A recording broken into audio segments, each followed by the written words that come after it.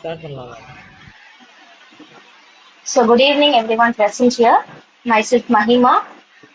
நான் எனக்கு அசிஸ்டன்ட் ப்ரொஃபஸராக இருக்கேன் டாக்டர் எம்ஜிஆர் யூனிவர்சிட்டியில். And side by side MPLA online judicial கிளாஸஸில் ஃபேக்கல்ட்டியாக இருக்கேன். இப்போத்துக்கு ஜுடிஷியல் கிளாஸஸில் எடுத்துகிட்டு இருக்கேன். கான்ஸ்டியூஷனல் ஸ்பெஷலைசேஷன், மாஸ்டர்ஸ் வந்து ஸ்பெஷலைசேஷன். ஸோ லாஸ்ட் கிளாஸும் நிறைய பேர் வந்து ஆக்சுவலி இருந்தாங்க இங்கே இருக்கிறவங்க. ஸோ டுடே இன்னைக்கு வந்து எப்படி இருக்க போகுது கிளாஸ்னா, லாஸ்ட் கிளாஸ் வந்து நம்ம இன்ட்ரடக்ஷன் கான்ஸ்டியூஷன்னா என்னதுன்னு பார்த்தோம். இன்னைக்கு வந்து அதோட ட்ரெய்லர் ப்ரியாம்பலை பார்க்கலாம். ஸோ லாஸ்ட் கிளாஸ் பார்த்தீங்கன்னா நிறைய பேர் வந்து இன்டராக்ட் பண்ணல. ஸோ ஒன்லி நானே பேசுற மாதிரி இருந்தது. ஸோ இந்த கிளாஸ் வந்து நம்ம இன்டராக்டிவா கொண்டு போனா நிறைய விஷயத்த வந்து நம்ம டிஸ்கஸ் பண்ணலாம். இப்போ ஜுடிஷியரியை பொறுத்த வரைக்கும் கான்செப்ட் எல்லாருக்கும் தெரியும். Because judicial aspirants already LLB முடிச்சிருப்பாங்க, ப்ராக்டிஸும் 1 year பண்ணணும் இப்போ அந்த ரூல்ஸ் படி. ஸோ இன்டராக்டிவா போனோம்னா இன்னும் நிறைய விஷயங்களை கத்துக்கலாம். ஒருத்தவங்களுக்கு தெரிஞ்சது இன்னொருத்தவங்களுக்கு தெரிய வரும். இன்னும் நம்ம டீட்டெயில்டா அதை பத்தி ரிசர்ச் பண்ணலாம். ஸோ எல்லாருமே வந்து இதுல வந்து இன்டராக்ட் பண்ணீங்கன்னா நம்ம கிளாஸ் இன்னும் இன்ட்ரெஸ்டிங்கா எடுத்துட்டு போலாம்னு நான் நினைக்கிறேன். Okay, so last class video பார்க்காதவங்க, கான்ஸ்டியூஷனோட இன்ட்ரடக்ஷன் பார்க்காதவங்க, நீங்க எங்களோட வெப்சைட் இல்ல எங்களோட யூடியூப் சேனல்ல நீங்க வந்து இன்ட்ரடக்ஷன் டு த கான்ஸ்டியூஷன் பார்க்கலாம். So with that regard will start with the class today. So preamble. So preamble வந்து it is like important. Constitution படிக்கிறதுக்கு முன்னாடி ஒரு டாக்குமெண்ட்டை படிக்கணும்னா தட் இஸ் ப்ரியாம்பிள். ஸோ ப்ரியாம்பிளை தெரிஞ்சுக்கிட்டா கான்ஸ்டியூஷன் படிக்கிறது ஈஸி. பிகாஸ் ப்ரியாம்பிள் வச்சுதான் எல்லா ஆர்டிகிள்ஸும் வந்த மாதிரி வந்து எல்லாரும் வந்து சொல்றது. ஸோ ப்ரியாம்பிள்ல என்ன இருக்கோ அது வந்து கான்ஸ்டியூஷன்ல கண்டிப்பா இருக்கும். So preamble is just like ஒரு ட்ரெய்லர். அந்த ட்ரெய்லரோட பிக்சர் தான் நம்மளுக்கு வந்து மூவி தான் வந்து கான்ஸ்டியூஷன் ஆஃப் இந்தியா. ஸோ ஒரு ஆர்டிக்கலுமே எதை பேஸ் பண்ணி இருக்குன்னு பாத்தீங்கன்னா ப்ரியாம்பிளை பேஸ் பண்ணி தான் வந்து இருக்கு. ஸோ இன்னைக்கு வந்து அந்த இன்டர் கனெக்ஷன் எப்படி இருக்கு, எதுக்கு வந்து ப்ரியாம்பிளை வந்து அவ்வளவு முக்கியத்துவம் கொடுக்குறோம், அது எல்லாத்தையுமே இந்த கிளாஸ்ல வந்து நம்ம பார்த்துக்கலாம். சரி, நெக்ஸ்ட் ஸ்லைட்ஸ். ஸோ இன்னைக்கு கிளாஸ்ல நம்ம என்னெல்லாம் கவர் பண்ணுவோம். ஸோ இன்னைக்கு வந்து இதுல இருக்க எல்லாத்தையும் கவர் பண்ண முடியுமான்னு தெரியல. ஸோ என்ன எக்ஸ்டென்ட் கவர் பண்ணலாம்னு பார்க்கலாம். நெக்ஸ்ட் அதோட பார்ட் 2 போட்டு நெக்ஸ்ட் எக்ஸ்டென்ட்க்கு போகலாம். ஸோ இன்னைக்கு நம்ம வந்து என்ன பார்ப்போம்னு பாத்தீங்கன்னா கான்ஸ்டியூஷன். ஃபர்ஸ்ட் லாஸ்ட் கிளாஸ் என்ன டிஸ்கஸ் பண்ணிருக்கோமோ அதோட கண்டினியூவேஷன் அண்ட் ப்ரியாம்பிள் என்ன சொல்லியிருக்காங்க, த ஐடியா ஆஃப் ப்ரியாம்பிள். அதுக்கப்புறம் நம்ம ஃபுல் டெக்ஸ்ட் ஆஃப் ப்ரியாம்பிள், அதுல இருக்கிற வேர்ட்ஸ் என்னென்ன இம்பார்ட்டன்ட் வேர்ட்ஸ் இருக்கு அதெல்லாம் வந்து பார்ப்போம். தென் ஆப்ஜெக்டிவ்ஸ், என்னெல்லாம் ஆப்ஜெக்டிவ்ஸ் அங்க இருக்கு. அதுக்கப்புறம் ப்ரியாம்பிள் வந்து ஒரே ஒரு அமெண்ட்மெண்ட் இருந்திருக்கு, அது 42nd அமெண்ட்மெண்ட். அந்த அமெண்ட்மெண்ட்ல என்ன வேர்ட்ஸ் இன்ட்ரடியூஸ் ஆச்சு, என்ன சூழ்நிலையில இன்ட்ரடியூஸ் ஆச்சு, அதையும் நம்ம பார்ப்போம். அண்ட் ஹிஸ்டாரிக்கல் பேக்ரவுண்ட், எப்படி ப்ரியாம்பிள் வந்திருக்கு, எதுக்கு வந்து ப்ரியாம்பிள் தேவை, பிளஸ் எதுக்கு என்ன ஹிஸ்டரியால ப்ரியாம்பிள் வந்திருக்கு, அதுவும் நம்ம பார்ப்போம். தென் இதுல இருக்க key components like sovereign, socialist, secular, democratic, republic, இந்த பர்டிகுலர் டெர்மினாலஜியோட மீனிங் ஆஸ் வெல் அஸ் இது என்னெல்லாம் கேசஸ்ல வந்து இந்த டெர்மினாலஜிஸை யூஸ் பண்ணி இன்டர்பிரேட் பண்ணியிருக்காங்கன்னு பார்ப்போம். அதுக்கப்புறம் லேண்ட்மார்க் கேசஸ், அது வந்து எது டிசைட் பண்ணதுன்னா preamble is part of the கான்ஸ்டியூஷனா இல்லையா. ஸோ ப்ரியாம்பிள் வந்து கான்ஸ்டியூஷன் கூட சேர்த்து இருக்குமா இல்ல அது வந்து தனி டாக்குமெண்ட், கான்ஸ்டியூஷன் இஸ் தனி டாக்குமெண்ட், அந்த டிபேட்டுக்கு ஆன்சர் வந்து இந்த கேஸ் லாஸ்ல பார்ப்போம். அண்ட் லாஸ்டா வந்து சில ஃபேசினேட்டிங் ஃபேக்ட்ஸ், ஸோ சில facts which people know and சில ஃபேக்ட்ஸ் தெரியாத ஃபேக்ட்ஸ் பார்ப்போம். அண்ட் கன்க்ளூட் பண்ணிக்கலாம் இந்த கிளாஸை. ஸோ இதுதான் outline of the class. So இதை பொறுத்து நம்ம போகலாம். ஓகே, ஸோ லாஸ்ட் கிளாஸ் நிறைய பேர் வந்து நான் கான்ஸ்டியூஷனா என்னன்னு சொன்னேன் அண்ட் கீ salient ஃபீச்சர்ஸ் என்னன்னு பார்த்தோம். So anyone can tell me what is constitution? உங்களை பொறுத்த வரைக்கும் what is constitution?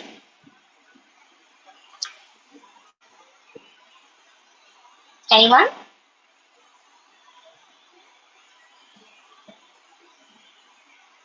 So, Constitution பாத்தீங்கன்னா it is one of the document having a special legal sanity. எதுக்கு ஸ்பெஷல் லீகல் சானிட்டின்னு சொல்றோம்னா, நான் லாஸ்ட் கிளாஸ்லயே சொன்னேன், it is a living document. Because எந்த லா வந்தாலுமே if it is consistent with constitution அந்த லா வேலிடா இருக்கும். அந்த if it is not if it is inconsistent with the constitution, so கான்ஸ்டியூஷனோட பொறுத்து போலன்னா அந்த லா வந்து இன்வேலிட் ஆயிடும். அந்த லா வந்து வாய்டா நம்ம ட்ரீட் பண்ணுவோம். ஸோ இந்த டாக்குமெண்ட்க்கு அவ்வளோ இம்பார்ட்டன்ஸ் இருக்கிறதுனாலதான் இதை வந்து லிவிங் டாக்குமெண்ட்னு சொல்றோம். நான் லாஸ்ட் கிளாஸ் எழுதினேன். So constitution is a document which is having a special legal standing. இது வந்து fundamental law of the land. So fundamental லான்னு சொல்லும் போது it is a base. So இந்த particular constitution it's like a base of the land. இந்த law இருந்தாதான் மற்ற எல்லா லாஸுக்குமே வந்து ஒரு பவர் இருக்கு, ஒரு ஒரு அத்தாரிட்டி இருக்கு, அதை யூஸ் பண்ணிக்கலாம். இந்த பேஸ் லாவே இல்லைன்னா மற்ற லாஸ் எல்லாத்துக்குமே வாய்ட் மாதிரி. ஸோ இந்த லா, இந்த particular document is like a fundamental law of the land. இதுல வந்து மெயினா என்ன இருக்கும்னு பாத்தீங்கன்னா லீகல் ஃப்ரேம் ஒர்க் இருக்கும், ஒரு சிட்டிசன்ஸ்க்கு என்ன ரைட்ஸ் இருக்கு, என்ன டியூட்டிஸ் இருக்கு, ஒரு ஆர்கனுக்கும் என்ன ஃபங்க்ஷன்ஸ் இருக்கு, ஒரு ஆர்கனும் என்ன லெவலுக்கு வந்து ஃபங்க்ஷன் பண்ணிக்கலாம், அது எல்லாத்தையுமே பார்க்கணும்னா கான்ஸ்டியூஷன் தான் எடுத்து பார்க்கணும். அந்த ஒரு ஆர்கன் ஒர்க் பண்றது வந்து எல்லாத்தையுமே வந்து நம்ம கான்ஸ்டியூஷன்ல அதுக்கப்புறம் அலைட் லாஸ் இருக்கு. ஸோ இந்த பர்டிகுலர் டாக்குமெண்ட் வச்சுதான் நம்ம வந்து மற்ற லாஸையே எனாக்ட் பண்ண முடியும். So Constitution even gives us the relationship between state and its people and restricts the power of the state. So ஸ்டேட்டுக்கும் பீப்புளுக்கும் இருக்கிற ரிலேஷன்ஷிப், ஸோ ஸ்டேட் வந்து பீப்புளை எப்படி ட்ரீட் பண்ணும், பீப்புள் கிட்ட என்னெல்லாம் ரைட்ஸ் இருக்கு, அதை வந்து ஸ்டேட் வயலேட் பண்ணக்கூடாது, எவ்ரி திங். சிட்டிசன்ஸ்க்கு என்ன அளவுக்கு வந்து ரைட்ஸ் கொடுத்துருக்காங்க, என்ன ரெஸ்ட்ரிக்ஷன்ஸ் அவங்களுக்கு இருக்கு, ஈவன் அவங்களுக்கு ரைட்ஸ் கொடுத்துட்டு என்ன ரெஸ்ட்ரிக்ஷன்ஸ் இருக்கு, ஆஸ் வெல் அஸ் ஸ்டேட்டுக்குமே என்னெல்லாம் ரெஸ்ட்ரிக்ஷன்ஸ் இருக்கு அவங்களோட பவர்ஸ்னால, அது எல்லாத்தையும் பார்க்கறதுக்கு நம்ம வந்து கான்ஸ்டியூஷன் தான் எடுத்துட்டு பார்க்கணும். ஸோ கான்ஸ்டியூஷன் பாத்தீங்கன்னா it's a product of research and deliberation. So last class நான் சொன்னேன், ஒரு ஃபண்டமெண்டல் டியூட்டிஸா இருக்கட்டும், ஃபண்டமெண்டல் ரைட்ஸா இருக்கட்டும், நம்ம ஒரு திங், ஒரு சின்ன சின்ன கான்செப்ட்ஸ் வந்து நம்ம எங்கென்னெல்லாம் வந்து பண்ணிருக்கோம், இந்த டிபிஎஸ்பியா இருக்கட்டும், அது எல்லாத்தையும் எங்கன்னு வந்து நம்ம பாரோ பண்ணிருக்கோம், எமர்ஜென்சி ப்ரொவிஷனா இருக்கும், அது எல்லாத்தையும் ஒரு இடத்துல இருந்து பாரோ பண்ணிட்டு நம்ம கான்ஸ்டியூஷன்ல போட்டிருக்கோம். ஸோ இது எல்லாத்தையும் வந்து எப்படி ஒரு பாசிபிலிட்டி, எப்படி இதெல்லாம் பாசிபிள் ஆச்சுன்னா just because of the research which are founding fathers of the constitution did it. அவங்களோட ஹார்ட் ஒர்க் தான் இன்னைக்கு வந்து நம்மளுக்கு வந்து இந்த கான்ஸ்டியூஷன் ஒரு ஃபண்டமெண்டல் டாக்குமெண்ட் வந்து நம்ம கிட்ட வந்திருக்கு.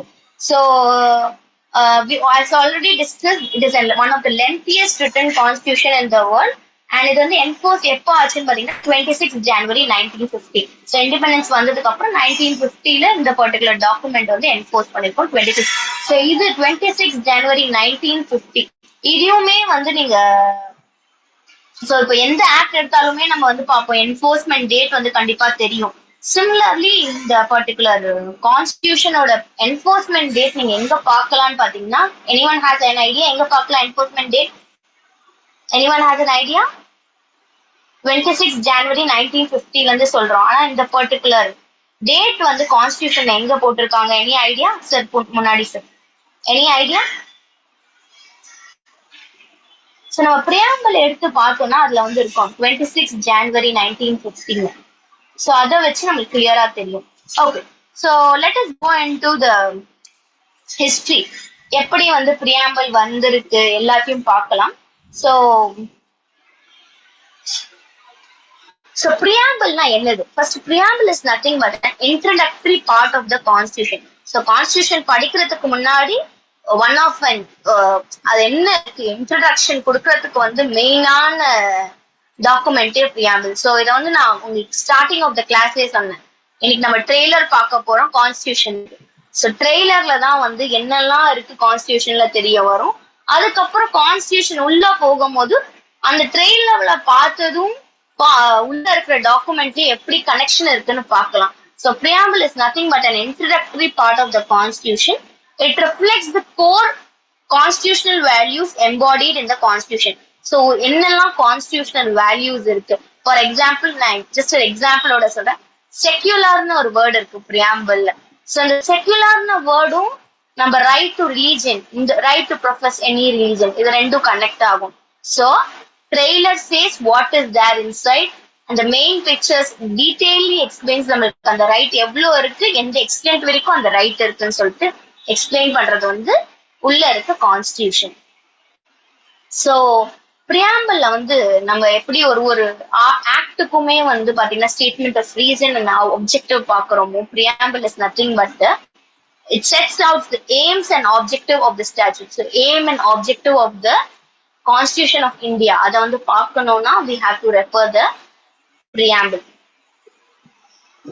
One more thing which you have to note is that எல்லா கான்ஸ்டியூஷனும் எந்த எல்லா கண்ட்ரீஸ்ல இருக்கிற கான்ஸ்டியூஷன்லயும் வந்து பிரியாம்பிள் வந்து கண்டிப்பா இருக்கும். So constitution all over the world consist of preamble.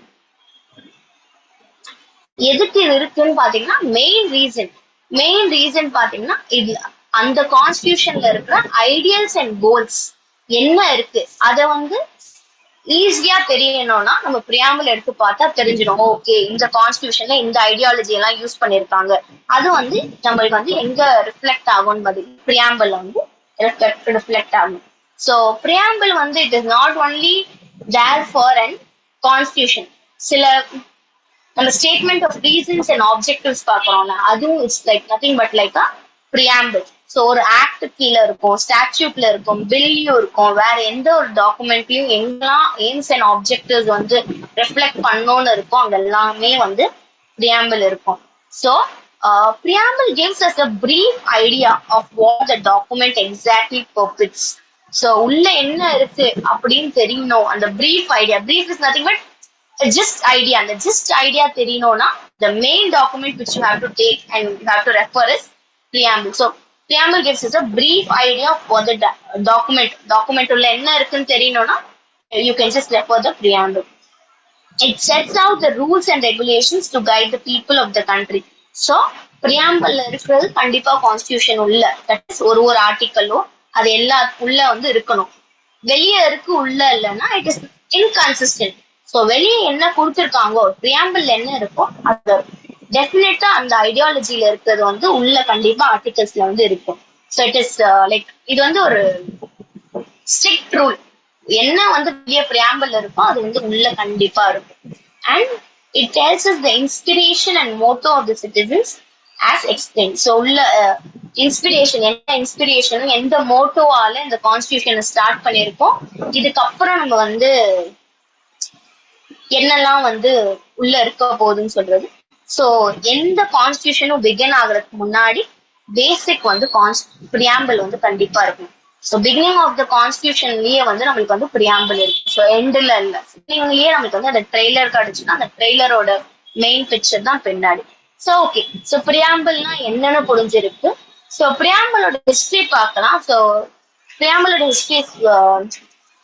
History தெரிஞ்சாதான் வந்து நம்ம படிக்கிறதுக்கே ஒரு அர்த்தம் இருக்கு. பிகாஸ் இப்படி வந்திருக்குன்னு தெரியலன்னா it is waste of learning. So last class நம்ம வந்து டிஸ்கஸ் பண்ணும்போது கான்ஸ்டியூஷன் வந்து வந்திருக்கு, எப்படி it has come into ஃபோர்ஸ்ன்னு பார்த்தோம். So history. So does anyone have an idea preamble வந்து கான்ஸ்டியூஷன் ஃப்ரேம் பண்ணதுக்கு அப்புறம் வந்துதா, லைக் கான்ஸ்டியூஷன்ல இருக்கிற ஆர்டிகல்ஸ் எல்லாம் டிராஃப்ட் பண்ணதுக்கு அப்புறம் பிரியாம்பிள் வந்துதா, இல்ல பிரியாம்பிள் டிராஃப்ட் பண்ணதுக்கு அப்புறம் தான் வந்து கான்ஸ்டியூஷன்ல இருக்க ஆர்டிகல்ஸ் டிராஃப்ட் பண்ணணும்? Anyone has an idea? Come again. Whether the preamble was drafted before the constitution came into effect or before the constitution articles were drafted, or whether the constitutional articles were drafted in the initial stage and then the preamble was drafted. Anyone? So I guess it is before the articles came out.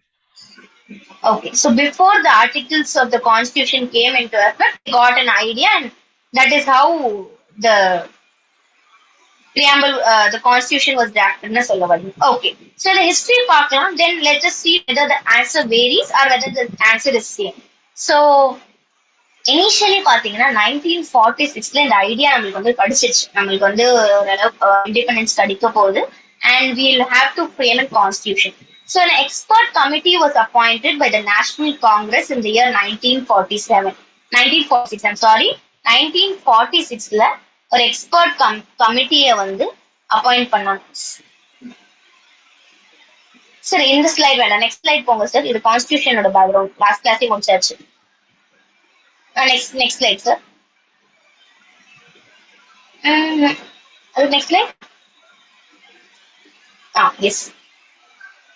So 1946ல பாத்தீங்கன்னா ஒரு expert committee வந்து ஒரு expert committee appoint பண்ணாங்க. அந்த expert committee appoint பண்ணது வந்து national Congress in the year 1946. So இந்த கமிட்டியோட meeting பாத்தீங்கன்னா 22nd July 1946 நடக்குது. அந்த பர்டிகுலர் 1946 மீட்டிங்ல இவங்க ஒரு டிக்ளரேஷன் டிராஃப்ட் பண்ணாங்க.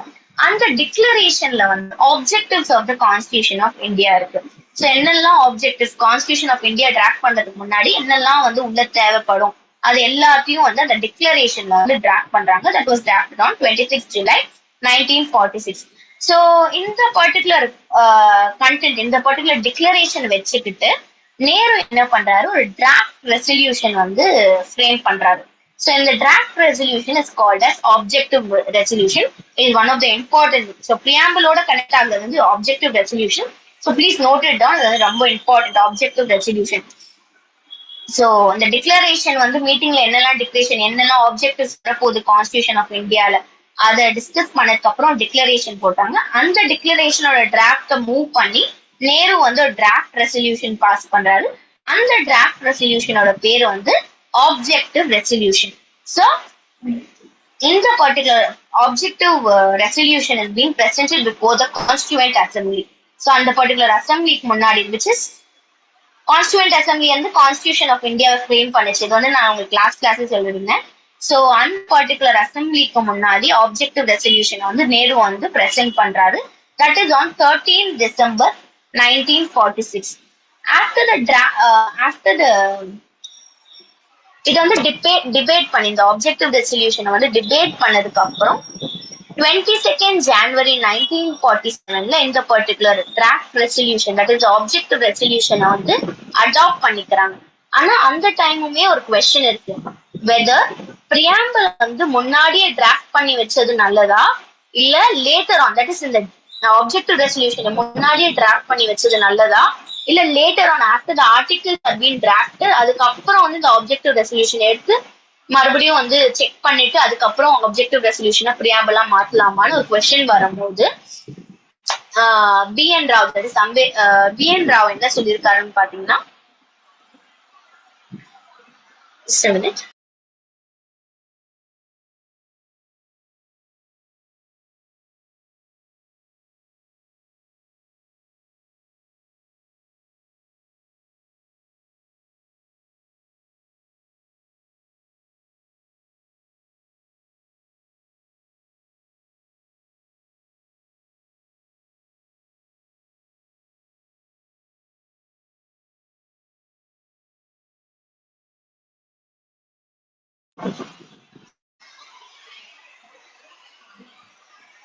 yes, I come again with the background of the preamble because I left it in the middle. So 1946 பாத்தீங்கன்னா ஒரு எக்ஸ்பர்ட் கமிட்டியை உருவாக்குறாங்க which has been appointed by the National Congress in 1946. இந்த particular committee உங்களோட first meeting 22nd July வைக்கிறாங்க. இந்த 22nd July மீட்டிங்ல என்ன மெயினா டிஸ்கஸ் பண்ணாங்கன்னா objectives of the constitution of இந்தியாவை டிஸ்கஸ் பண்றாங்க. இந்த objectives of the constitution of இந்தியாவை டிஸ்கஸ் பண்ணிட்டு இதை ஒரு டிராஃப்டா போடுறாங்க. அந்த டிராஃப்ட டிக்ளரேஷனா நேம் பண்றாங்க. இந்த டிக்ளரேஷனை பொறுத்து நேரு என்ன பண்றாரு, ஒரு டிராஃப்ட் ரெசல்யூஷனை ஃப்ரேம் பண்றாரு. அந்த டிராஃப்ட் ரெசல்யூஷனோட பேர் ஆப்ஜெக்டிவ் ரெசல்யூஷன் சொல்றாரு. அண்ட் இந்த ஆப்ஜெக்டிவ் ரெசல்யூஷன் அவர் என்ன பண்றாரு பாத்தீங்கன்னா, is presenting before the constituent assembly. இந்த கான்ஸ்டியூவன்ட் அசம்பிளி யாருன்னு பாத்தீங்கன்னா, the one who drafted the Constitution of India, எல்லாரும் சேர்ந்து டிராஃப்ட் பண்ண the Constituent Assembly, அவங்க முன்னாடி இந்த ஆப்ஜெக்டிவ் ரெசல்யூஷனை வைக்கிறாங்க. இந்த ஆப்ஜெக்டிவ் ரெசல்யூஷன் எப்போ அவங்க முன்னாடி வைக்கிறாங்கன்னு பாத்தீங்கன்னா 30th December 1946. அந்த டைம்ல they're keeping the objective resolution in front of the Constituent Assembly. இந்த ஆப்ஜெக்டிவ் ரெசல்யூஷனை கான்ஸ்டியூவன்ட் அசம்பிளி எப்போ அடாப்ட் பண்றாங்கன்னு பாத்தீங்கன்னா 22nd January 1947 அடாப்ட் பண்ணிடுறாங்க. ஆனா அந்த டைம்லயும் ஒரு question is going in the constituent assembly that இந்த ஆப்ஜெக்டிவ் ரெசல்யூஷனை இனிஷியலாவே நம்ம அக்செப்ட் பண்ணிக்கலாமா இல்ல எல்லா ஆர்டிகிள்ஸும் டிராஃப்ட் பண்ணதுக்கு அப்புறம் இந்த ஆப்ஜெக்டிவ் ரெசல்யூஷனை அக்செப்ட் பண்ணிக்கலாமா இந்த கொஸ்டின் போயிட்டே இருக்கு. சோ அப்போ டாக்டர் B.N. Rao அவர் என்ன சொல்றாருன்னு பாத்தீங்கன்னா, இந்த ஏர்லி டிராஃப்ட அப்படியே வச்சுக்கலாம், இது டிராஃப்டாவே இப்போதுக்கு வைக்கலாம், நம்ம எல்லா ஆர்டிகிள்ஸும் டிராஃப்ட் பண்ணதுக்கு அப்புறமா so what ever the articles இருக்கு, என்னெல்லாம் ஆர்டிகல்ஸ் இருக்கோ அதுவும் பிரியாம்பலும் ஒத்து போகுதா பார்க்கலாம். இட் ஹஸ் எனி சேஞ்சஸ் அந்த டைம்ல சேஞ்ச் பண்ணிட்டு அதுக்கப்புறம் இந்த பர்டிகுலர் பிரியாம்பிள் இந்த ஆப்ஜெக்டிவ் ரெசல்யூஷனை வில் டர்ன் இன்டு பிரியாம்பிள் இதை வந்து அவங்க டிசைட் பண்றாங்க. சோ நம்ம ஃபவுண்டிங் ஃபாதர்ஸ் வந்து இந்த ஆப்ஜெக்டிவ் ரெசல்யூஷன் அந்த டைம்ல வந்து இந்த ஆப்ஜெக்டிவ் ரெசல்யூஷனுக்கு எப்படி வந்து முக்கியத்துவம் கொடுத்தாங்கன்னு பாத்தீங்கன்னா, it told that it is something which gives life to the human kind. So இந்த particular objective resolution வச்சுதான் நம்ம கான்ஸ்டிடியூஷனே வந்திருக்கு. So it is something which is going to give life to the human kind வந்து நிறைய பேர் சொன்னாங்க. And நிறைய பேர் வந்து பிரியாம்பிள வந்து spirit and backbone of the Indian constitution வந்து சொன்னாங்க. அண்ட் அந்த டைம்லயே நம்ம ஆப்ஜெக்டிவ் ரெசல்யூஷன் மூவ் ஆகும் போதே வந்து நம்ம ஃபவுண்டிங் ஃபாதர்ஸ் என்ன சொன்னாங்கன்னு பாத்தீங்கன்னா, பிரியாம்பிள படிக்காம நீங்க வந்து கான்ஸ்டிடியூஷனை படிச்சா it's nothing but waste. So before so இன்னைக்கு கூட கிளாஸ்ல பாத்தீங்கன்னா I'm starting with preamble so that if you get to know what is preamble, அதுக்கப்புறம் நம்ம ஒரு ஆர்டிக்கிளும் டிஸ்கஸ் பண்ணும் போது நீங்க கனெக்ட் பண்ணலாம், இன்டர்பிரேட் பண்ணலாம். So that is the main reason. Introductory class முடிஞ்ச உடனே செகண்ட் கிளாஸ் எப்பவுமே வந்து எடுக்கும் போது பிரியாம்பிளை பத்தி தான் வந்து நிறைய பேர் டிஸ்கஸ் பண்ணுவாங்க. ஸோ பிரியாம்பிளோட பேசிஸ், தட் இஸ் பிரியாம்பிள் வந்து பேஸ் மெயினா யார் எழுதுனாங்கன்னு பாத்தீங்கன்னா நம்ம பண்டிட் ஜவஹர்லால் நேரு வந்து எழுதிருக்காரு. அதுக்கப்புறம் இதை வந்து நிறைய வாட்டி டிஸ்கஸ் பண்ணி தான் இந்த particular objective resolution has turned into preamble. So இந்த பர்டிகுலர் ஸ்லைட்ல வந்து நீங்க வந்து ஷார்ட்ல நீங்க பார்க்கலாம் என்னெல்லாம் நடந்திருக்குன்னு பாத்தீங்கன்னா, 1946ல எக்ஸ்பர்ட் கமிட்டி அப்பாயிண்ட் பண்றாங்க, அங்க டிக்ளரேஷன்ஸ் டிஸ்கஸ் பண்றாங்க. அதுதான் வந்து நேரு வந்து ஆப்ஜெக்டிவ் ரெசல்யூஷனா எடுத்துட்டு வராரு.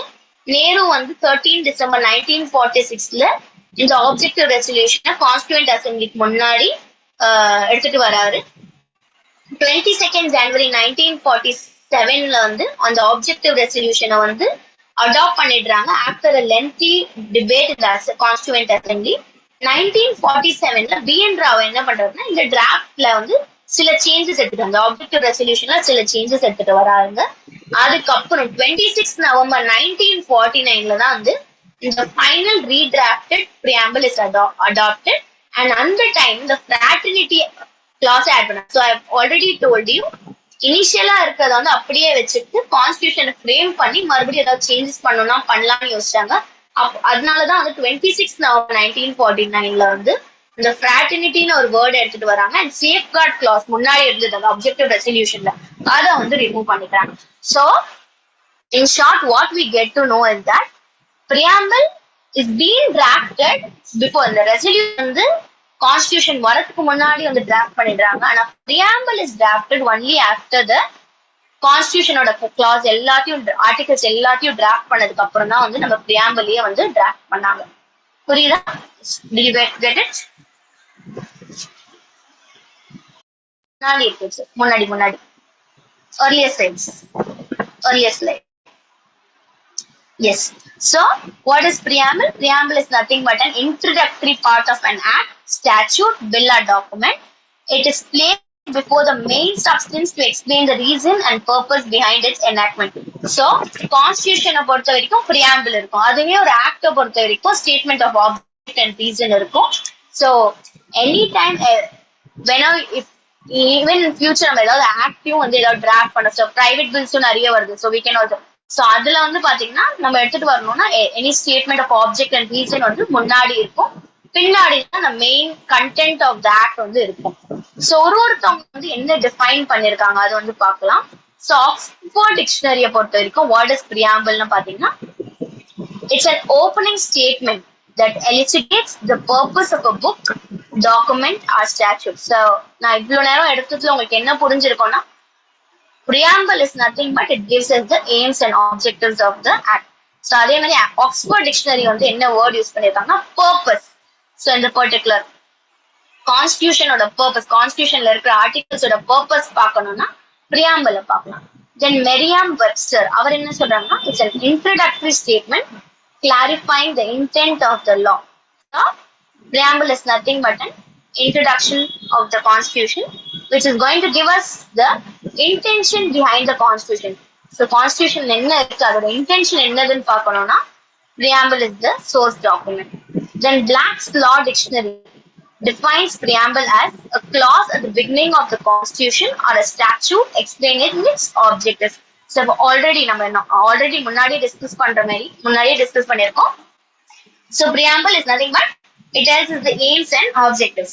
Then Britannica Dictionary defines preamble as a statement made at the introduction of a legal document giving reasons for the parts that follow.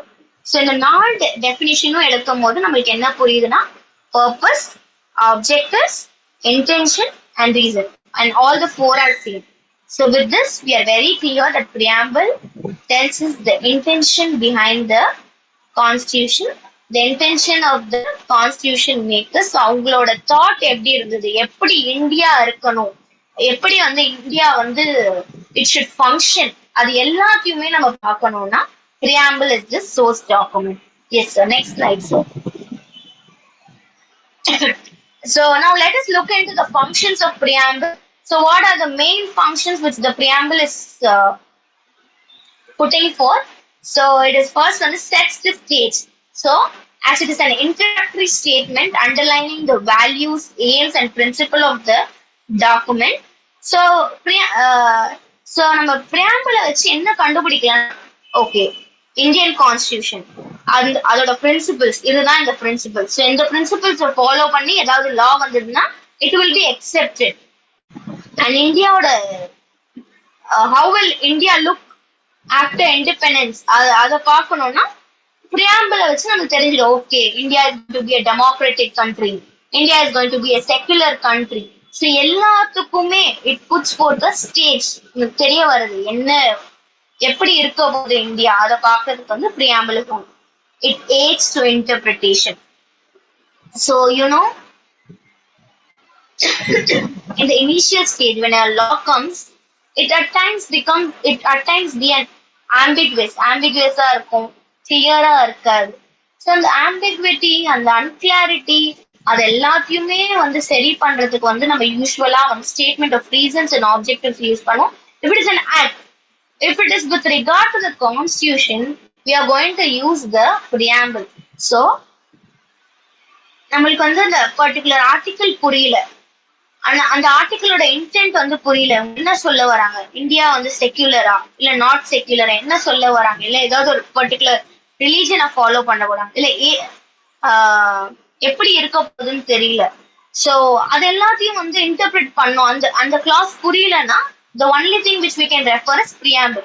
So any case, ஏதாவது ஒரு கேஸ் வருது, அந்த கேஸ்லயும் வந்து நம்ம ஆர்டிகிள்ஸ்ல வந்து அந்த பர்டிகுலர் என்ன சொல்றது, அந்த பர்டிகுலர் கண்டென்ட் இல்ல, அப்போ வந்து நம்ம வந்து மெயினா வந்து ரெஃபர் பண்ற டாக்குமெண்ட் வந்து preamble. So preamble tells us, so if there is ஏதாவது வந்து அங்க வந்து ஏதாவது ஒரு மிஸ்ஷாப் நடக்குது ஈவன் இந்த ஆர்டிகிள்ஸ்னா நம்ம preamble வச்சு நம்ம வந்து இந்த நம்மளோட கோல்ஸை வந்து நம்ம செட் பண்ணிக்கலாம். And it reflects the intent. So நம்ம ஃபவுண்டிங் ஃபாதர்ஸோட இன்டென்ட் என்ன இருந்தது, நம்ம கண்ட்ரி வந்து ஃபியூச்சர்ல எப்படி இருக்கணும், how should our country be govern, அது எல்லாத்தையும் வந்து பார்க்கணும்னா preamble is one thing.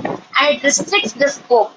So it can even limit the scope of certain expression and provide context of definition. So இந்த பர்டிகுலர் பிரின்சிபிள்ஸ் தான் ஃபாலோ பண்ண போறோம், இதை தவிர்த்து வேற எதுவும் ஃபாலோ பண்ண மாட்டோம் தெரியறதுக்கும் preamble. So preamble helps us to know what are the aims and objectives, what interpretation can aid பண்ண help பண்ணும். It reflects the intent of our founding fathers and it even limits, இதுதான் நம்மளோட restriction, இதை தாண்டி நாங்க போக மாட்டோம் அதையும் தெரியறதுக்கு preamble is one of the main source document. Yes, next slide sir. Next slide, sir. Okay, so we have already discussed. So I am coming again just to give you a clear understanding, clear picture. So preamble na vanda, preamble munnadi, preamble initially it is not called preamble, it was called objective resolution, which was debated for a long time, and then it was passed by the Constituent Assembly. So in the objective resolution oda author yarnu pathina, it's Jawaharlal Nehru. So earlier it was called objective resolution and now it is called preamble. Then And the objective resolution is being introduced in the Constituent Assembly on 13th December 1946, and on 26th November 1949 we are adopting the preamble, and in the 26th November 1949 we celebrate 26th November நம்ம என்ன celebrate பண்றோம், republic டேவா celebrate. So preamble adopt பண்ண டேட்டை தான் வந்து நம்ம வந்து ரிபப்ளிக் டேவா வந்து செலிப்ரேட் பண்றோம். அண்ட் 26 January 1950 வந்து preamble and constitution comes into force, and that is being called as Republic Day. Sorry, அங்க நான் தப்பா சொல்லிட்டேன். 26 November 1949 we are adopting the preamble, but 26 January 1915 வந்து preamble and the constitution comes into force. Is next slide, sir. So this is the text of the preamble. So நான் உங்களுக்கு முன்னாடியே சொல்லியிருந்தேன் எங்க வந்து டேட் வந்து பேசுறாங்க கான்ஸ்டியூஷன். எனி ஆக்ட்ல பாத்தீங்கன்னா டேட் ஆஃப் என்ஃபோர்ஸ்மெண்ட் இருக்கும், date from when the act comes into effect, date of adoption எல்லாத்தையுமே வந்து செக்ஷன் 1ல எந்த ஆக்ட் எடுத்தாலுமே செக்ஷன் 1க்குள்ள வந்து அப்ளிகபிலிட்டி, டேட் ஆஃப் என்ஃபோர்ஸ்மெண்ட் எல்லாத்தையுமே இருக்கும். சிமிலர்லி கான்ஸ்டியூஷனை பொறுத்த வரைக்கும் எங்க வந்து அந்த டேட் ஆஃப் என்ஃபோர்ஸ்மெண்ட் இருக்கும்னு பாத்தீங்கன்னா பிரியாம்பிள்ல இருக்கும். So in case in future if anyone asks you where does the constitution எப்போ வந்து enforce ஆச்சு, எது வந்து source document எப்படி சொல்றேன்னா preamble clear அந்த லாஸ்ட்ல கொடுத்திருக்காங்க பாருங்க. In our constituent assembly this 26th day of November 1949 do hereby adopt, enact and give to ourselves the constitution. So in the particular date which what we get to know is it is the adoption date, and then it is enforced, that is it is being bought. Adopt எப்போ பண்ணிருக்கோம்னு பாத்தீங்கன்னா adapt பண்ணது வந்து 26 January 1950. Yes, next slide, sir.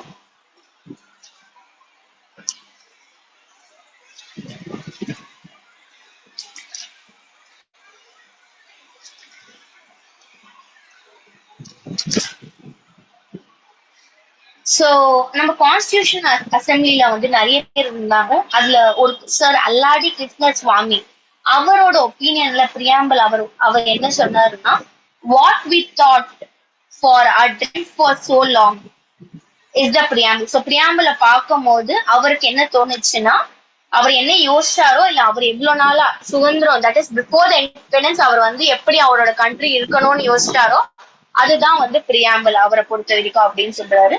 And the makers of the constitution give preamble as a place of pride. So இது வந்து இருக்கிறதுலே top most ப்ரைடான பொசிஷன்ல வந்து கொடுத்துருவாங்க. The biggest position of the constitution யாருக்கு போகும்னு பாத்தீங்கன்னா preamble போகும். So preamble-ஆல என்ன கிடைச்சது, what did the makers of the constitution got ன்னு கேட்டீங்கன்னா, it breaks open the minds of the constitution. So வந்து for example democratic-னு இருக்கும் போது ஓகே எலெக்ஷன்ஸ் ஃப்ரீ அண்ட் ஃபேரா இருக்கணும். செக்யூலர்னு இருக்கும் போது அந்த டெர்மினாலஜி பார்த்தோன்னே ஓகே ரைட் டு ரிலீஜன் எல்லாருக்குமே இருக்கும், they can profess any religion, அந்த தாட் அவங்களுக்கு வந்து இருக்கும். அண்ட் ரிபப்ளிக்கா இருக்கும் போது அவங்க யோசிச்சிருப்பாங்க ஹெரிடிட்ரி அந்த மொனார்கி சிஸ்டம் இல்லாம ஹெட் ஆஃப் த ஸ்டேட்டை வந்து பீப்புளே எலெக்ட் பண்ற மாதிரி. ஸோ அந்த ஒரு டெர்மினாலஜியும் பார்த்துதான் ஒவ்வொரு ஆர்டிக்கிளும் டிராஃப்ட் பண்ணிருக்காங்க. ஸோ இந்த பிளட்ஜ், ஸோ இந்த பிரியாம்பிளை பொறுத்த வரைக்கும் it has break open the mind of the makers. So and the constituent assemblyல இருக்கிற ஒரு ஃபவுண்டிங் ஃபாதர்ஸும் வந்து இந்த டெர்மினாலஜியை வச்சுதான் நம்மளுக்கு வந்து ஆர்டிகல்ஸே டிராஃப்ட் பண்ணிருக்காங்கன்னு வந்து நிறைய பேர் வந்து after the constitution came into force they had told. And I've already told you without reading the preamble, if you're reading the constitution it makes no sense. And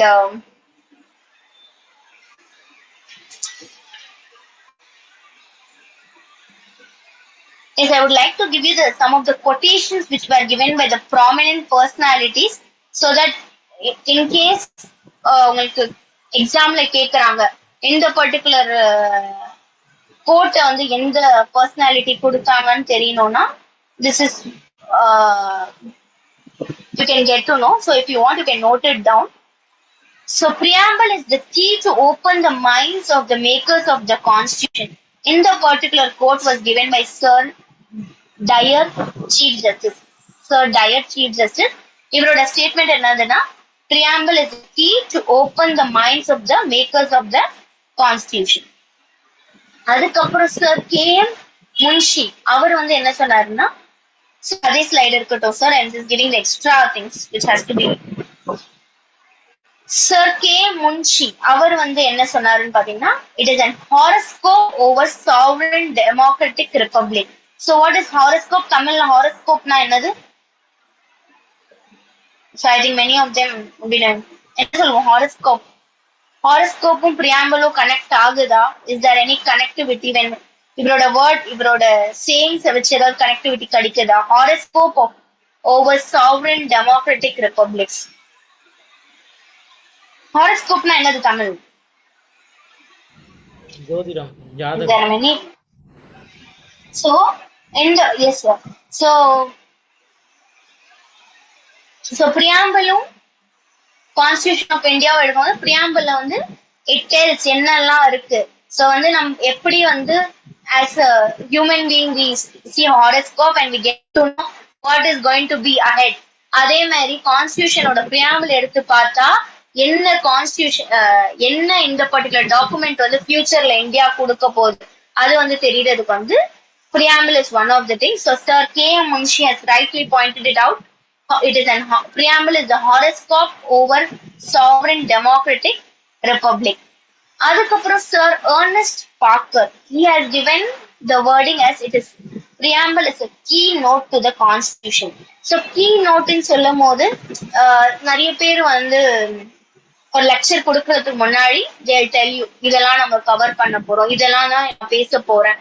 so இதெல்லாம் என்ன பேச போறேன் அது வந்து கான்ஸ்டிடியூஷன்ல ஒரு ஆர்டிக்கல்லையும் என்னெல்லாம் இருக்குன்னு தெரியணும்னா நம்ம பிரியாம்பிள் வச்சு தெரியும். So it is key note to the constitution. Sir Ernest Parker has rightly pointed out preamble is key note to the constitution.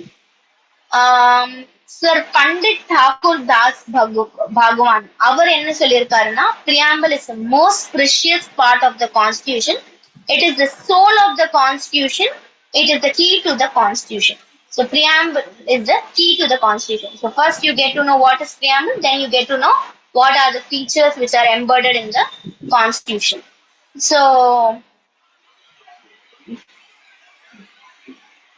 now let us look into the components of the preamble. So on the preamble வந்து நீங்க எல்லாரும் பார்த்திருப்பீங்க ஒரு component என்னெல்லாம் component. Sir first இதுவே கொடுங்க sir, first slide இருக்கட்டும், முன்னாடி இருக்க ஸ்லைடு. So preamble ஓட ஓப்பனிங் எப்படி ஆகும்? how does the preamble start? So நம்ம இதுக்கு முன்னாடி பார்த்திருந்தோம் preamble ஓட ஒரிஜினல் எப்படி இருக்குன்னு பார்த்திருக்கோம். So how does preamble start? We the people of India having solemnly resolved to constitute. So the we the people of India ன்னு சொல்லும் போது என்ன தெரியுதுன்னா நம்ம தான் இந்த கான்ஸ்டிடியூஷன் எடுத்துட்டு வந்திருக்கோம். So the people of India are the ultimate source of authority. So யார் அந்த கான்ஸ்டிடியூஷன் எடுத்துட்டு வந்திருக்காங்க அந்த கொஸ்டின் ஃபர்ஸ்ட் அந்த கொஸ்டினை தான் ஆன்சர் பண்றாங்க. It is the people of the India who has bought the constitution. So the main source யார்கிட்ட இந்த கான்ஸ்டிடியூஷன் வந்திருக்கு அப்படின்னு பாத்தீங்கன்னா it is the people of India. So opening words clearly shows that we the people have drafted this constitution and we are going to use it for our future endeavors. So constitution is nothing but the will of the people. So in the particular wordings வச்சு என்ன தெரியுதுன்னா பீப்புளுக்கு இதுல ஆசை இருந்தது அந்த particular will வச்சு தான் இந்த கான்ஸ்டிடியூஷனே வந்திருக்கு. And how we are going to use this will of the people ன்னு பாத்தீங்கன்னா people கிட்ட தான் what is so we the people of India have the power to elect the representative and even criticize the representative. So நம்ம வந்து ஒரு leader எலெக்டும் பண்ணலாம், அந்த leader வந்து சரியா வேலை செய்யலன்னா அவங்க கிரிட்டிசைஸும் பண்ணலாம். சோ அவங்களுக்கு வந்து நம்ம இந்த பவரே வந்து நம்ம தான் கொடுக்கிறோம். So it is we the people of India. இந்த பர்டிகுலர் கேஸ்ல பார்க்கலாம் union of India versus Madan Gopal Kabra. So இந்த பர்டிகுலர் கேஸ்ல வந்து சுப்ரீம் கோர்ட் என்ன சொல்லியிருக்காங்கன்னா people of India as the source of the constitution. So சோர்ஸ்னா என்னதுன்னா எங்க இந்த ஒரிஜின் எங்க இருந்து வந்திருக்கு. சோ கான்ஸ்டிடியூஷனோட ஒரிஜினே வந்து people of India. So people of India ஆசைப்பட்டதுனால தான் வந்து நமக்கு வந்து கான்ஸ்டியூஷனே கிடைச்சிருக்கு. ஸோ அதுதான் வந்து நம்மளோட ஸ்டார்டிங் வேர்ட்ஸ்லயே வந்து கிளியரா கொடுத்துருங்க. Be the people of India. Yes, sir. Next slide. Next slide, sir. Yes. So there are some certain components which are important in the preamble and the ஒரு காம்பனன்ட்டும் வந்து உங்களுக்கு வந்து எக்ஸ்பிளைன் பண்ணிருக்கேன். அண்ட் இந்த காம்பனன்ட்ஸ் வந்து நம்ம later on when we study one by one ஒரு காம்பனன்ட்டும் இப்ப என்னெல்லாம் காம்பனன்ட் படிக்கிறோமோ அதெல்லாம் எங்க வந்து ரிஃப்ளெக்ட் ஆயிருக்குன்னு பார்ப்போம், எந்த ஆர்டிக்கிள்ல ரிஃப்ளெக்ட் ஆயிருக்குன்னு பார்ப்போம். அண்ட் இதை வந்து நம்ம எந்த அளவுக்கு யூஸ் பண்றோம்னு பார்க்கலாம். ஸோ இந்த ட்ரெய்லர் நமக்கு என்ன தெரியும் வரும்னா இந்த காம்பனன்ட் இருக்கு. லேட்டர் ஆன் கிளாஸஸ் போகும்போது இந்த காம்பனன்ட் வந்து எப்படி வந்து இவங்க வந்து வச்சிருக்காங்க, என்ன அளவுக்கு இந்த காம்பனன்ட் நம்ம யூஸ் பண்ணலாம், என்ன அளவுக்கு நமக்கு லிமிடேஷன் இருக்குன்னு பார்க்கலாம். So sovereign. So anyone know what what do you mean by sovereign? சாவரன்னா என்னது? So what do you understand? Superior power. So sovereign is nothing but superior. So இந்தியாவை பொறுத்த வரைக்கும் it is superior from any other. வேற எந்த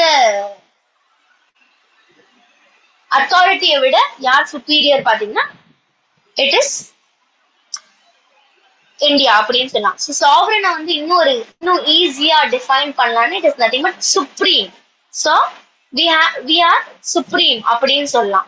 so India is a sovereign state. இந்த particular terminology use பண்ணும்போது என்ன புரியுதுன்னா it is independent authority of the other state. So இந்தியாவை பொறுத்த வரைக்கும் no other country can rule India. So India is independent as well as it is independent even in its working. So that the working view பாத்தீங்கன்னா அதோட functions அது perform பண்ணும் போதுமே வந்து there is no other dependence. வேற யார் மேலேயும் அவங்க டிபெண்ட் பண்ணி அவங்களோட பவர் எக்ஸசைஸ் பண்ணல. அவங்க வந்து இண்டிபெண்டா அவங்களோட பவர்ஸை வந்து அவங்க வந்து எக்ஸசைஸ் பண்ணிருக்காங்க. ஸோ வித் இந்த வேர்ட் சாவரன் வேர்டை வச்சு என்ன புரியுதுன்னு பாத்தீங்கன்னா India is sovereign state. It is independent authority of the state.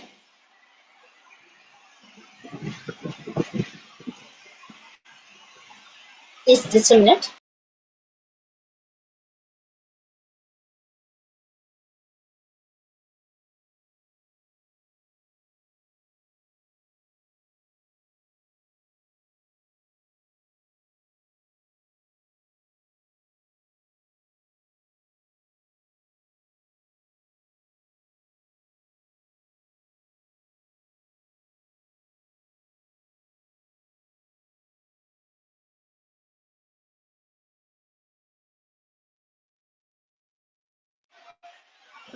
Yes, I'm sorry.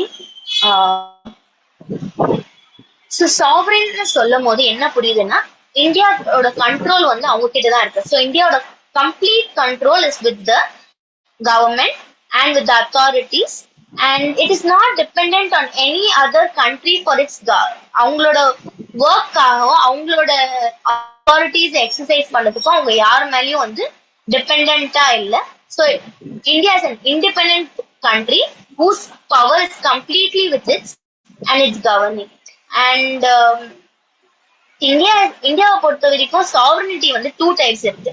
So ஒன்னு வந்து இன்டர்னல் சாவரனிட்டி, இன்னொன்னு வந்து external sovereignty. So India is both internally sovereign as well as externally sovereign. So externally sovereign வந்து very clear. So no other country is interfering with the governance which is being done by the Indian government. And internal sovereignty பொறுத்த வரைக்கும் law making power யார்கிட்ட இருக்கு? law making power யார்கிட்ட இருக்கு இந்தியாவை பொறுத்த வரைக்கும்? legislation. So legislation பவர் வந்து law making, parliament தான் வந்து law making பவர் வச்சுக்கான், parliament and state legislature. So அந்த பவரை வந்து இன்டர்வெயின் பண்ணிட்டு அவங்க வந்து இண்டிபெண்டா இருக்காங்க law மேக் பண்றதுல. வேற எந்த அத்தாரிட்டியுமே வந்து அவங்களோட பவர்ல வந்து இன்டர்வெயின் பண்ணல. சோ இத பொறுத்து நமக்கு என்ன புரியுதுன்னு பாத்தீங்கன்னா India is even externally sovereign as well as internally sovereign. So அந்த பர்டிகுலர் ஆர்கன் அவங்களோட ஒர்க்கை வந்து பண்ண போறாங்க. So no other organ is going to interfere with the with the working of one of the organ. Okay, அங்க வந்து நம்மளுக்கு வந்து இந்த ரூல் வேணா இருக்கும், செப்பரேஷன் ஆஃப் பவர்ஸ் இருக்கு, அண்ட் செப்பரேஷன் ஆஃப் பவர் ரூல வந்து நம்ம ஃபாலோ பண்றோம். அண்ட் தட் இஸ் சில ரூல்ஸ் வந்து சில பவர்ஸ் வந்து நம்மளுக்கு வந்து இன்டர் கனெக்டடா இருக்கு. ஆனா இந்த பிரீஃபா மெயினா இருக்கிற பவர்ஸ் வந்து தட் இஸ் வேற யாருமே அதுல வந்து இன்டர்ஃபியர் பண்ணல.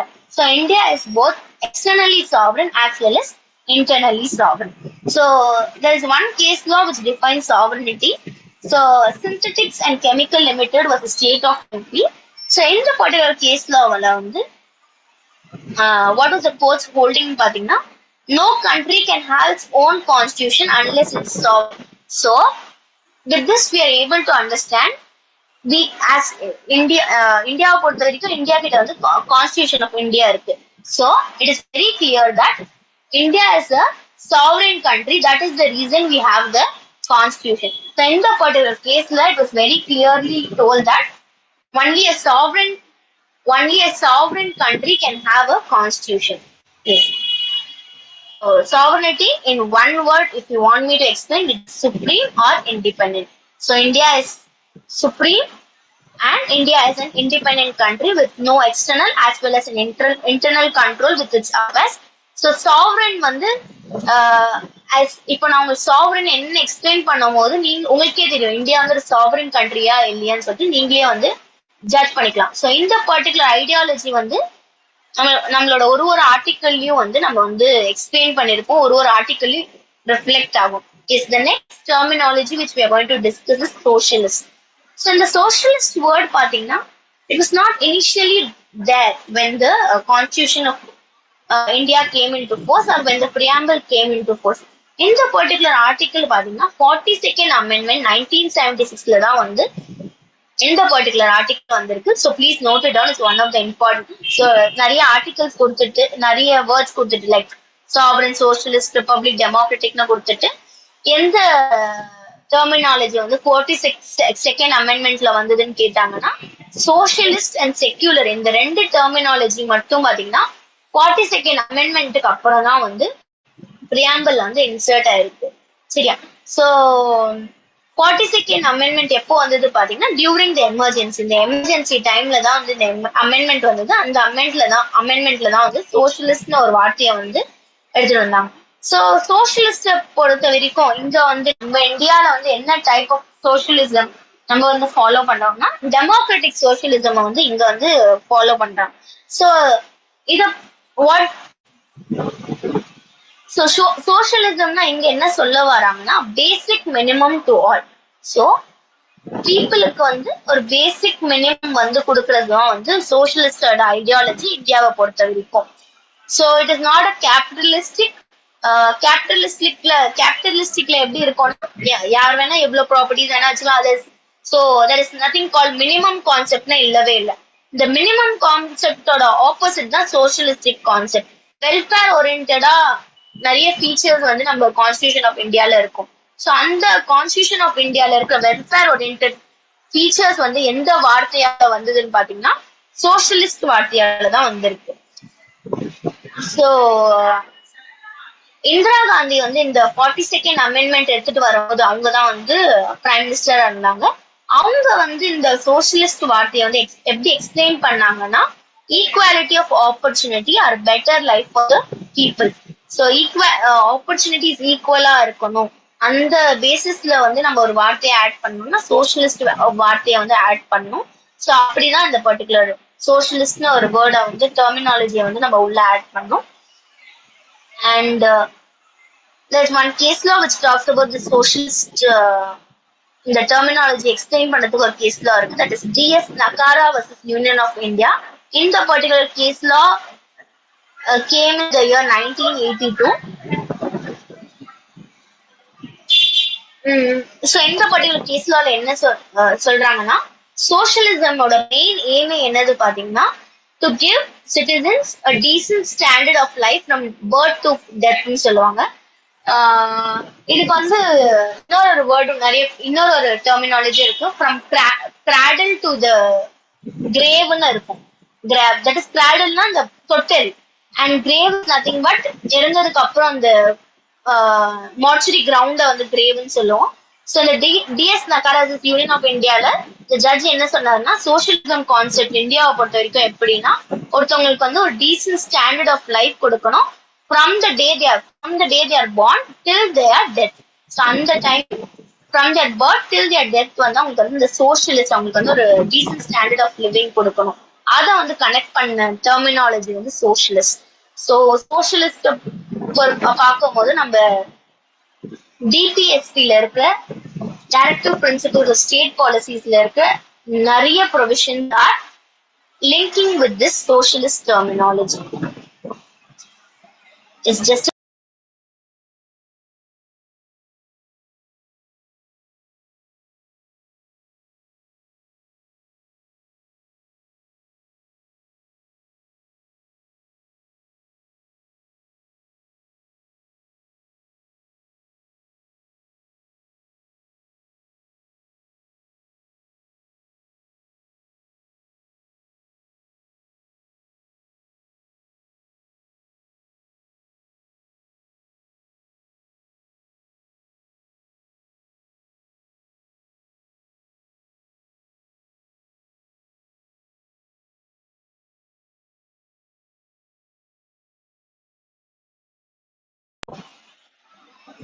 ஸோ இன்னைக்கு வந்து நம்ம பாத்தீங்கன்னா 3 மெயின் காம்பனன்ட்ஸ் ஆஃப் த பிரியாம்பிள பார்த்தோம். That is we the people, sovereign and socialist.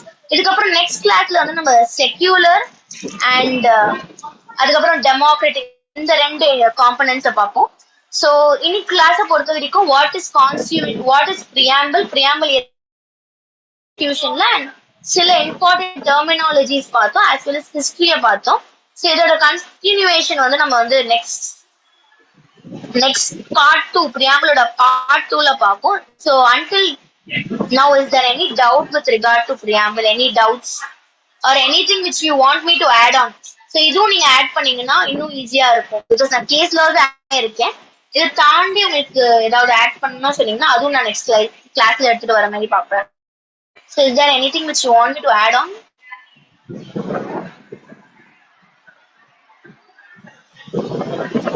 Okay, then we'll meet in the next class. Yes, sir. Yes, Nehru sir, you can continue with it.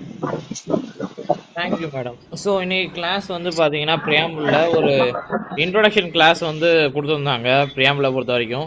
So history of the preamble, அந்த பிரியாம்பிளை வந்து நம்ம கொண்டு வரதுக்கு, நம்ம adapt பண்ணிக்கிறதுக்கு அதுக்கு ஒரு பயனியராக இருந்த ஒரு அப்ஜெக்டிவ் ரெசல்யூஷன் அதை கொண்டு வந்த பண்டிட் ஜவஹர்லால் நேரு அவர்கள் வந்து அதை கான்ஸ்டியூண்ட் அசம்பிளிக்கு இன்ட்ரோடியூஸ் பண்ணது மட்டும் இல்லாமல் அது ஒரு டிபேட் செக்ஷனாக மாற்றி டிபேட்டில் ஒரு அக்செப்ட் பண்ண வைக்கிறதுக்கு எவ்வளோ ஸ்ட்ரகிளை மேக் பண்ணார். அது மட்டும் இல்லாமல் அந்த பிரியாம்பிளில் என்னென்ன மாதிரியான ஐடியாலஜிஸை வந்து நம்ம இன்சர்ட் பண்ணிக்கிட்டோம். ஸோ முக்கியமாக பார்த்தீங்கன்னா பிரியாம்பிளோட ஃபங்க்ஷன்ஸ் என்ன, அது எதை பற்றி ரிஃப்ளெக்ட் பண்ணுது, அது எதை பற்றி பேச போகுது, அதன் மூலமாக அவங்க என்ன அச்சீவ் பண்ண போகிறாங்க, அது ஒரு நாட்டோட ஜாகிரபிக்கல் கண்டிஷனை பற்றி பேச போகுது, அது பீப்புளோட ஸ்டாண்டர்ட் ஆஃப் லிவிங்கை வந்து உயர்த்துறதுக்கு பொலிட்டிக்கலி, சோஷியலி அண்ட் எக்கனாமிக்கலி என்ன மாதிரியான ஐடியாலஜி அவங்க கொண்டு வந்து அதை ஸ்டாண்டர்ட் ஆஃப் லிவிங்கை உயர்த்த போகிறாங்க. ஆர்கன்ஸை பொறுத்த வரைக்கும் 3 ஆர்கன்ஸை பொறுத்த வரைக்கும் லெஜிஸ்லேட்டிவ், எக்ஸிக்யூட்டிவ் அண்ட் ஜுடிஷியரியை பொறுத்த 3 இருக்குது. அவங்களோட ஸ்பியரில் தனிப்பட்ட முறையில் இண்டிபெண்ட்டாக இயங்கணும். ஸோ ஒரு ஆர்கன் இன்னொரு ஆர்கனோட இன்டர்ஃபியர் ஆகக்கூடாது. ஸோ அதெல்லாம் வந்து இந்த கான்ஸ்டியூஷன் மூலமாக அவங்க எப்படி அதை சேஃப்கார்ட் பண்ண போகிறாங்க. So much of doctrine, separation of powers, checks and balance அப்படிங்கிற நிறைய பெரிய பெரிய டாக்ட்ரின்ஸ் மூலமாலாம் வந்து அதை எப்படி அவங்க ஹேண்டில் பண்ணுறாங்க. ஈவன் கான்ஸ்டிடியூஷன்லேயே நிறைய கிளாஸஸ், நிறைய ப்ரொவிஷன்ஸில் சில கான்ஃப்ளிக்ட்ஸ் வரும்போது அந்த நேரங்களில் ஹார்மோனியஸ் கன்ஸ்ட்ரக்ஷனை எப்படி அவங்க யூஸ் பண்ணுறாங்க. கான்ஸ்டிடியூஷனை பொறுத்த வரைக்கும் நிறைய ப்ரொவிஷன்ஸ் வந்து பார்த்திங்கன்னா பிரின்சிபல்ஸ் ஆஃப் நேச்சுரல் ஜஸ்டிஸை ஃபாலோ பண்ணி இயங்கக்கூடியது. ஸோ இது எல்லாமே பார்த்திங்கன்னா so much of rules and regulations and doctrines மூலமாக வந்து உருவானது தான் இந்த கான்ஸ்டிடியூஷன். நம்ம இந்த கான்ஸ்டியூஷனை பார்த்திங்கன்னா மோர் தென் 9 கண்ட்ரீஸ்லேருந்து நம்ம அடாப்ட் பண்ணிக்கிட்டோம்.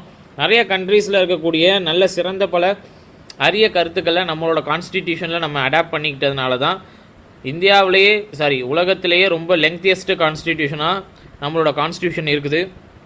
இதில் ரொம்ப முக்கியமாக இந்த முகப்புரையில் முக்கியமான ஐடியாலஜியாக sovereign, secular, socialist, democratic republic அப்படின்னு சொல்லியிருப்பாங்க.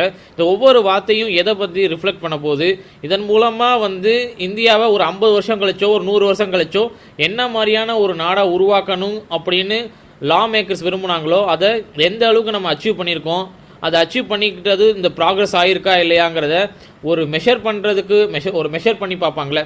ஸோ அந்த மெஷர்மெண்ட்டாக நம்ம ப்ரியாம்பிளை பார்க்கலாம். எதனால சொல்கிறோன்னா, ப்ரியாம்பிளில் இருக்கக்கூடிய ஒவ்வொரு ப்ரொவிஷன் ஒரு வேர்டையும் ப்ரியாம்பிள் அந்த கான்ஸ்டியூஷனில் இருக்கக்கூடிய எந்த ஒரு ஆர்டிக்கிளோடையும் நீங்கள் வந்து கம்பேர் பண்ணலாம்.